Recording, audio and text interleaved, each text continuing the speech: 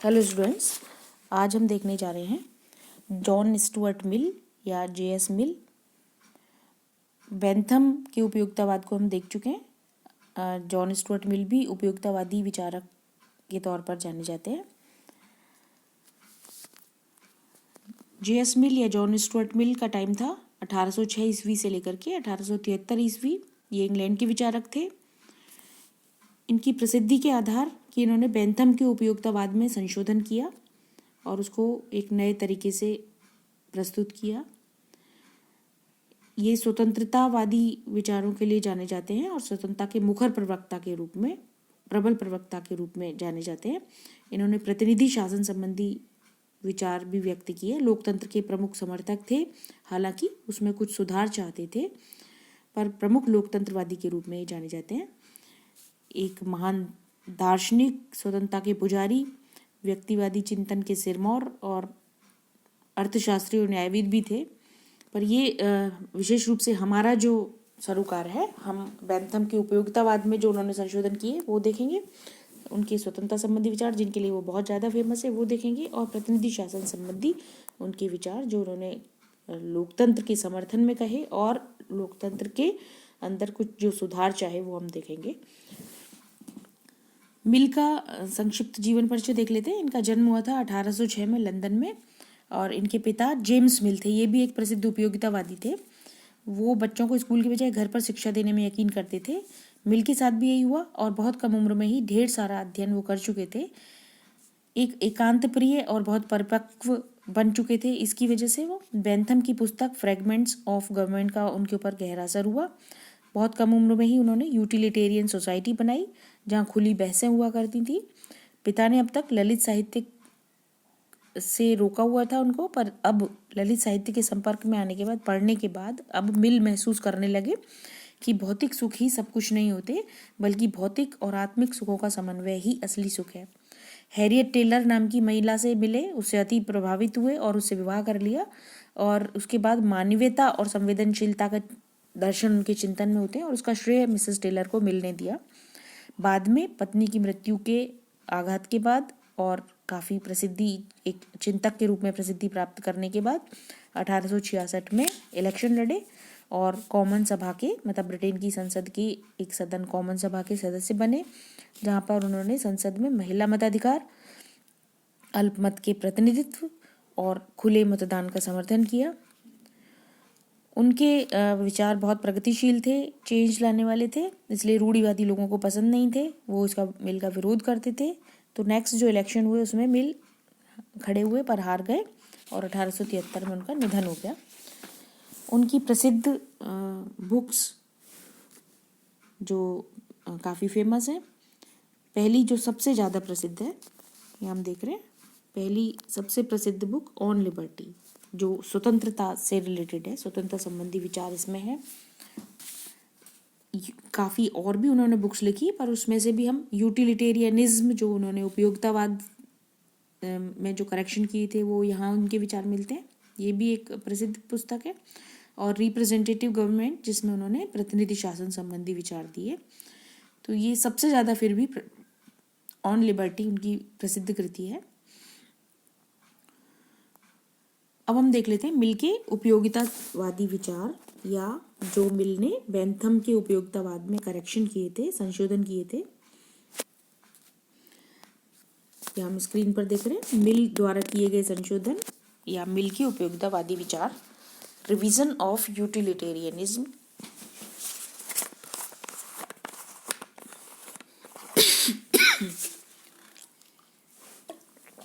मिल के पिता जेम्स मिल बेंथम के परम भक्त थे। ये समकालीन थे। राजनीति की शिक्षा बेंथम से ही पाई थी जेम्स मिल ने, पर बाद में कुछ परिस्थितियाँ ऐसी रहीं कि मिल उनसे असंतुष्ट हो गया अपने लाइफ की सिचुएशन की वजह से, और बेंथम के उपयोगितावाद का संशोधक बन गया। अपने अनुभवों के दौरान मिल ने पाया कि जब ये फील किया उसने लोगों को देख करके कि जब सीधे सुख के पीछे भागा जाता है, मतलब उसको ध्येय या लक्ष्य बना करके भागा जाता है, तो वो प्राप्त नहीं होता, बल्कि किन्हीं अन्य कार्यों को करने के दौरान और किसी चीज़ों को जब करते रहते हैं तो सुख का अनुभव ज्यादा होता है। साहित्य को पढ़ने और पत्नी से अनुराग से उसने अनुभव किया कि इस रागात्मकता का अनुभव ज्यादा सुखकर होता है। और ये टाइम ऐसा था कि जब उपयोगितावाद की आलोचना हो रही थी, क्योंकि भौतिक सुखवादी था उपयोगितावाद, तो इस समय उपयोगितावाद की काफ़ी आलोचना हो रही थी। तो उसने उसको डिफेंड करने के लिए उसने कुछ सुखों को उच्च कोटि का और कुछ को निम्न कोटि का सिद्ध किया। आलोचक कहते हैं कि जे.एस. मिल ने उपयोगितावाद के ढांचे को नया क्षेत्र तो प्रदान किया, पर उसके मूल आधार को ही दुर्बल बना दिया। उसमें इतने चेंजेस किए कि एकदम से परिवर्तित ही हो गया उपयोगितावाद का मूल आधार। वेपर का सेंटेंस है, वो कहते हैं कि मिल उपयोगितावाद की गई निंदाओं से बचने के प्रयत्न में संपूर्ण उपयोगितावादी स्थिति के विपरीत ही चला गया। अब हम यहाँ कुछ पॉइंट्स में उसके विचारों को, उपयोगितावादी विचारों को, जो उसने बेंथम के उपयोगितावाद में करेक्शन ही थे बेसिकली, इनको देख लेते हैं। पहली बात हमने यहाँ स्क्रीन पर लिखा हुआ है, सुखों में गुणात्मक भेद होता है। सुखों में गुणात्मक भेद होता है। अभी तक हमने देखा था कि बेंथम मानते हैं कि सुखों में सिर्फ मात्रात्मक भेद होता है। और ये उनका प्रसिद्ध सेंटेंस बेंथम का जो था कि यदि सुख की मात्रा समान है तो बच्चों का खेल जैसे पुष्पिन और साहित्य पढ़ना समान है। दोनों से अगर सुख सेम मिलता है तो दोनों किए जा सकते हैं, दोनों समान है। पर मिल इसके विरुद्ध था और मिल ने इसका प्रतिवाद करते हुए कहा कि सुख में केवल मात्रा का ही नहीं बल्कि गुण का भी भेद होता है। उसका तर्क था कि क्योंकि जिन्होंने दोनों सुखों का अनुभव लिया है वे उच्च स्तरीय बौद्धिक आनंद को अधिक पसंद करते हैं। मतलब उसने ये तर्क दिया अपनी बात के पीछे। उसने कहा था कि क्यों गुणात्मक भी भेद होता है, तो क्यों कहा, उसको तर्क दे करके कहा कि इसलिए कहा उसने कि जिन लोगों ने इन भौतिक और बौद्धिक दोनों ही सुखों का अनुभव किया है वो बौद्धिक आनंद को पसंद करते हैं। तो जो बुद्धिमान और सुसंस्कृत लोग हैं और जिन्होंने दोनों ही चीज़ों को अनुभव किया है वो बौद्धिक आनंद को पसंद कर रहे हैं। इसका मतलब वो बेटर होता है। और जिसने एक ही सुख का अनुभव लिया है उससे हम अनुभव नहीं ले सकते, उसके विचारों को नहीं मान सकते। पर जिसने दोनों को भोगा है और जो उच्च स्तर के सुखों को पसंद कर रहे हैं, बौद्धिक आनंद को पसंद कर रहे हैं, तो डेफिनेटली उनको बेटर माना जा सकता है उन सुखों में से। तो ये मतलब वो उनको उच्च कोटि का सुख माना जा सकता है और बाकी को निम्न कोटि का सुख माना जा सकता है। मिल का मानना था कि सुसंस्कृत लोगों को जिन बातों से सुख मिलता है वह मूढ़ लोगों से भिन्न होता है। ऐसा उसने फील किया। उसने बातों से लोगों के विचार जानने के बाद, अनुभव के बाद ये पता लगाया। एक मिल का प्रसिद्ध सेंटेंस, ये हमें पता होना चाहिए, याद होना चाहिए, ये इसके लिए मिल जाना जाता है, काफ़ी फेमस सेंटेंस है कि एक संतुष्ट सुअर होने की अपेक्षा एक असंतुष्ट मनुष्य होना अधिक अच्छा है। एक संतुष्ट सुअर होने की अपेक्षा एक असंतुष्ट मनुष्य होना अधिक अच्छा है। एक संतुष्ट मूर्ख की अपेक्षा एक असंतुष्ट सुकरात होना कहीं अच्छा है। मतलब बौद्धिकता बेटर है, बौद्धिक आनंद बेटर है। मूर्ख होने की बजाय बुद्धिमान होना निश्चित रूप से बेटर है, चाहे उससे कोई लाभ हो रहा हो या नहीं हो रहा हो, तब भी बौद्धिकता और नैतिकता बेटर चीज़ है। हालांकि ये जो मिल का करेक्शन था कि सुखों में गुणात्मक भेद होता है, इससे जो उपयोगितावाद का जो मूल आधार था कि मानव जीवन का उद्देश्य सुख प्राप्त करना है, केवल सुख प्राप्त करना है, वो कैसा भी हो, उस पर आघात पहुंचा। और ऐसा लगता है मिल की बातों से कि वो उससे ही भटक गया और ऐसा लगता है कि मानव जीवन का उद्देश्य उपयोगिता नहीं बल्कि कुछ और है, ऐसा मिल की बातों से लगता है। ये बहुत इम्पोर्टेंट बात है। सबसे बड़ी बात तो यही है, सबसे बड़ा करेक्शन यही था बेंथम के उपयोगितावाद में कि जहाँ बेंथम मान के चलते थे कि सुखों में सिर्फ मात्रात्मक भेद होता है, तो किसी भी एक्टिविटी से यदि सुख प्राप्त हो रहा है बराबर, तो कोई भी चूज की जा सकती है। तो जबकि मिल कहते थे कि नहीं, ऐसा नहीं है, और कुछ सुख उच्च कोटि के होते हैं और कुछ सुख निम्न कोटि के होते हैं, और ऐसा होता ही है। तो सुखों में गुणात्मक भेद होता है, ऐसा मिल का मानना था। ये सबसे बड़ा करेक्शन बेंथम के उपयोगितावाद में मिल ने किया। ये दूसरी बात भी महत्वपूर्ण है जो बेंथम ने कहा था कि सुखों को मापा जा सकता है, और उसने सुखों को मापने के लिए एक सुख मापक यंत्र भी बनाया था, जिसमें उसने 7 कसौटियाँ दी थी जिन पर नाप करके किसी भी कार्य या नीति कितना सुख देने वाली है उसको जांचा जा सकता था। तो मिल कहते हैं कि ये बिल्कुल गलत है और सुखों को किसी भी हालत में नहीं मापा जा सकता, मापना बिल्कुल असंभव है, नाप तोल की ही नहीं जा सकती। क्योंकि एग्जाम्पल देते हैं, जैसे बेंथम पहली कसौटी बताते हैं सुख को नापने की तीव्रता या तीक्ष्णता या इंटेंसिटी। तो मिल कहते हैं कि इसका निर्णय कैसे संभव है, क्योंकि ये तो अनुभव करने की बात है। तो विवेचित सुख दुख में से कौन सा ज़्यादा तीव्र है, इसका निर्णय तो तभी किया जा सकता है जब एक व्यक्ति ने दोनों को पहले भोगा हो। तीव्रता तभी पता चल सकती है, फील तभी हो सकती है जब दोनों को भोगा हो। तो मिल के अनुसार, और ये तभी हो सकता है जांचने का तरीका कि जब जिसने भोगा है और जिसमें बुद्धि है, जो ये जांच भी सकता है, उसकी राय ही बता सकती है कि कौन सी चीज़ बेटर है, किस चीज़ को अपनाना चाहिए। खुद उसको नहीं जांच सकते इस तीव्रता को, जब तक कि उनको भोगा नहीं गया हो, उसकी तीव्रता को नहीं जांचा जा सकता। तो मिल कहता है कि किसी भी चीज़ की उपयोगिता या श्रेष्ठता को जांचने का तरीका केवल विद्वानों की, बुद्धिमानों की राय ही हो सकती है, उनकी सम्मति ही हो सकती है, और जिनमें विविध सुखों की अनुभूति का ज्ञान है केवल वही निर्णय दे सकते हैं कि क्या बेटर है और क्या नहीं, क्या सुखकर है और क्या नहीं, या कौन सा कौन सी वस्तु ज़्यादा सुखकर हो पाएगी या कौन सी नीति ज़्यादा सुखकर हो पाएगी। ये केवल वही बता सकते हैं जिन्होंने अनुभव कर रखा हो पहले से और जिनमें बुद्धि हो। तीसरी बात, बेंथम के उपयोगितावाद में जो करेक्शन किए मिल ने, तो ये करेक्शन किए कि उपयोगिता का आधार मिल नैतिकता की तरफ लेके गया। जहाँ भौतिक सुख की बात बेंथम करता था कि जो वस्तु या जो नीति या जो कार्य बहुत जो सुख देता है, चाहे वो भौतिकी सुख क्यों ना हो, वही उपयोगी है, लोग उसी को उपयोगी मानते हैं और उसी को अपनाते हैं। मिल इससे विरुद्ध जाकर के, इसके अगेंस्ट जाकर के, एकदम अलग जाकर के वो कहता है कि उपयोगिता का आधार नैतिकता है। बेंथम ने तो नैतिकता, कर्तव्य को कोई विशेष स्थान नहीं दिया था अपने चिंतन में। उसके अनुसार तो जीवन का लक्ष्य केवल आनंद है, चाहे वो पूरी तरह से भौतिक हो। बेंथम सभी चीज़ों को भौतिक परिप्रेक्ष्य में देखकर उन्हें अच्छा या बुरा बताता है अपने चिंतन में, और नैतिकता से उसको कोई सरोकार नहीं। जबकि मिल कहता है कि मनुष्य की चेतना के निर्माण में प्रेम, सहानुभूति, धार्मिक भावना, आत्मोत्सर्ग की प्रवृत्तियों का भी योग रहता है। और मिल ने अंतःकरण से उत्पन्न कर्तव्य भावना को प्रधान मानकर, मुख्य मानकर उपयोगिता को नैतिकता पर आधारित करने का प्रयास किया। मिल कहता था कि अंतःकरण का प्रधान गुण है अन्य लोगों के सुख में अभिवृद्धि और दुखों का ह्रास या विनाश। तो लोग इसको फॉलो करते हैं।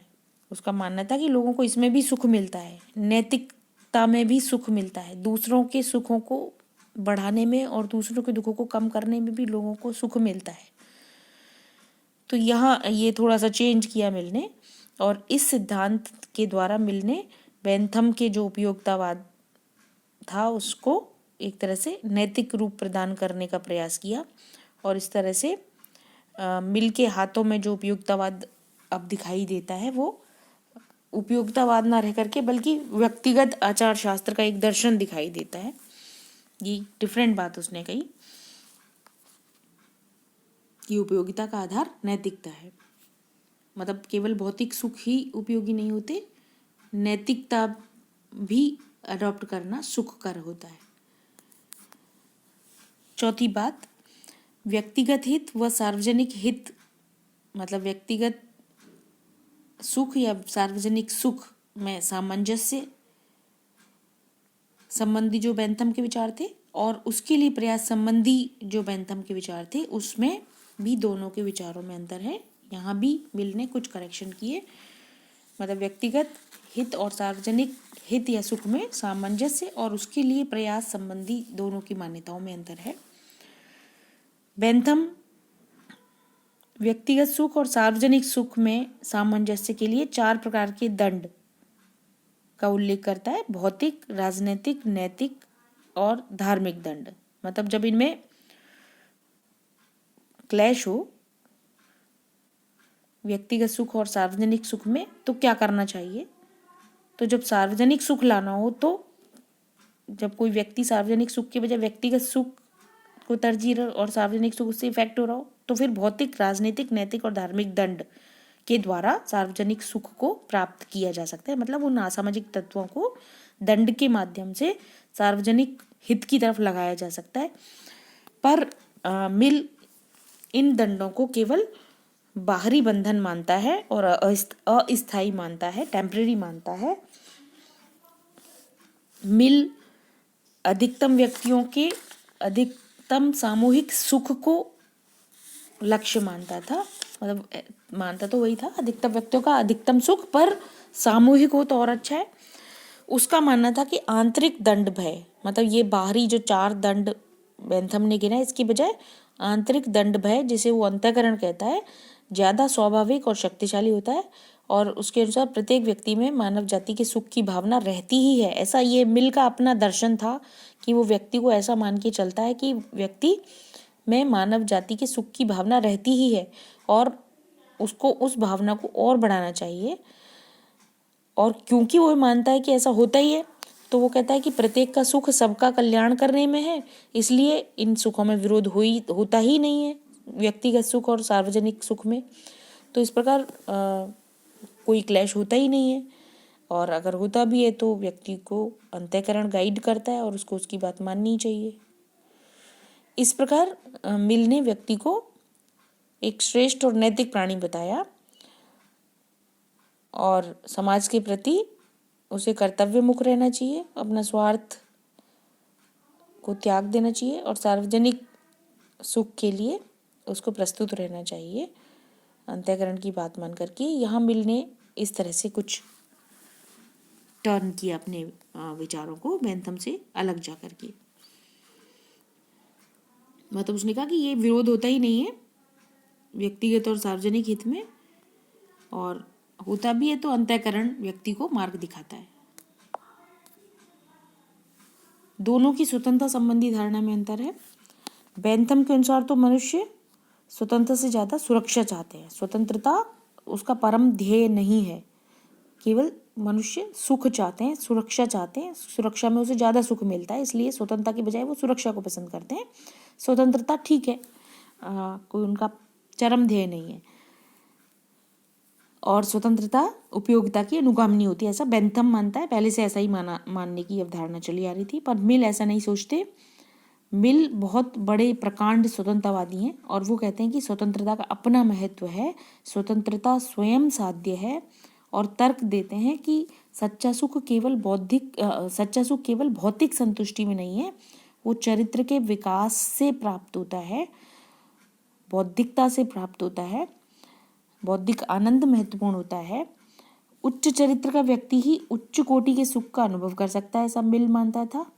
और इस चारित्रिक विकास के लिए व्यक्तिगत स्वतंत्रता जरूरी है, इसलिए स्वतंत्रता बहुत जरूरी है। तो वो स्वतंत्रता को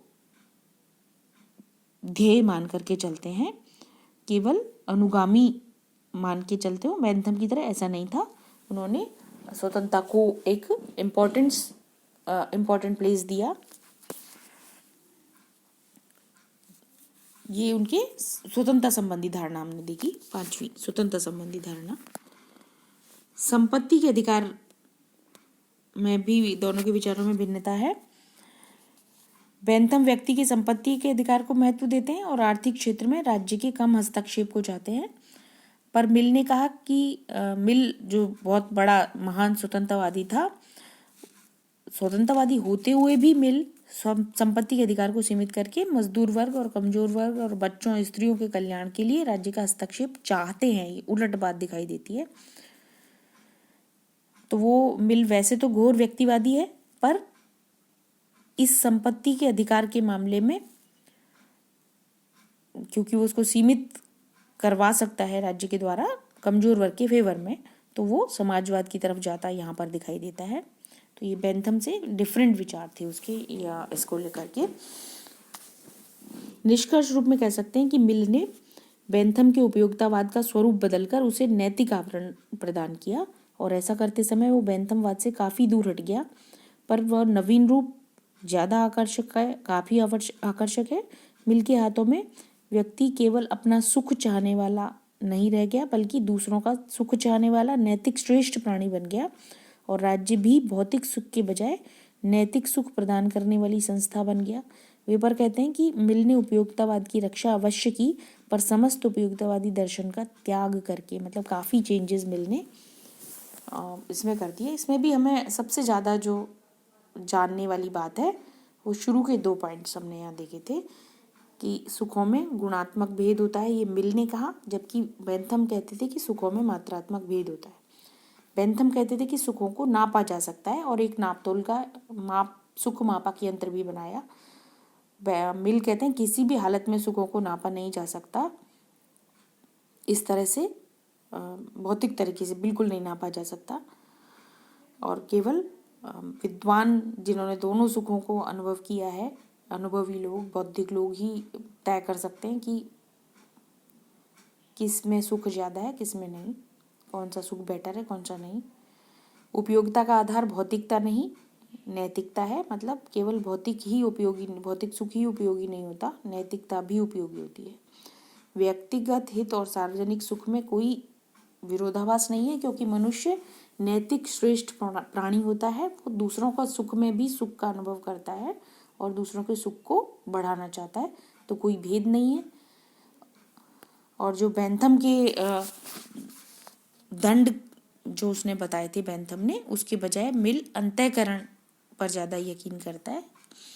स्वतंत्रता संबंधी धारणा में दोनों में अंतर है कि बेंथम तो स्वतंत्रता को अनुगामी बताता था उपयोगिता की, मतलब वो चरम ध्येय नहीं है, और सुरक्षा व्यक्ति ज़्यादा चाहते हैं क्योंकि उन्हें वो ज़्यादा उपयोगी लगती है। स्वतंत्रता के पीछे वो नहीं भागते, स्वतंत्रता उपयोगिता की अनुगामी है, जबकि मिल स्वतंत्रता को मनुष्य का ध्येय बताते हैं, उसको स्वतंत्रता में ही अपने आप में सुख मिलता है, ऐसा मिल मान के चलते हैं। संपत्ति के अधिकार संबंधी विचारों में दोनों में अंतर हम देख चुके हैं। मिल का ये एक बहुत प्रसिद्ध वाक्य, ये बिल्कुल अलग से यहाँ से रिलेटेड नहीं है, हमने शुरू में भी इसका जिक्र किया था। ये पता होना चाहिए कि एक संतुष्ट सुअर की अपेक्षा एक असंतुष्ट मनुष्य होना ज़्यादा अच्छा है, एक संतुष्ट मूर्ख की अपेक्षा असंतुष्ट सुकरात होना ज़्यादा अच्छा है। और यदि मूर्ख और सुअर की राय अलग है तो इसका कारण यह है कि वे केवल अपना पक्ष जानते हैं। मतलब अगर मूर्ख और सुअर ये कह रहे हैं कि नहीं ऐसा नहीं है, असंतुष्ट सुकरात होना ज़्यादा अच्छा है, ऐसा नहीं है, तो यदि वो ऐसा कह रहे हैं तो इसका कारण यह है कि वो केवल अपना पक्ष जानते हैं, परंतु दूसरे लोगों को दोनों पक्ष ज्ञात हैं। तो जिनको दोनों पक्ष ज्ञात हैं वो बेटर बता सकते हैं। तो ये मिल का एक प्रसिद्ध वाक्य है जिसके लिए फेमस है। तो अभी हम बेंथम के उपयोगितावाद में जो मिल ने करेक्शन किए वो हम देख चुके हैं। आगे हम देखेंगे मिल के स्वतंत्रता संबंधी विचार। धन्यवाद।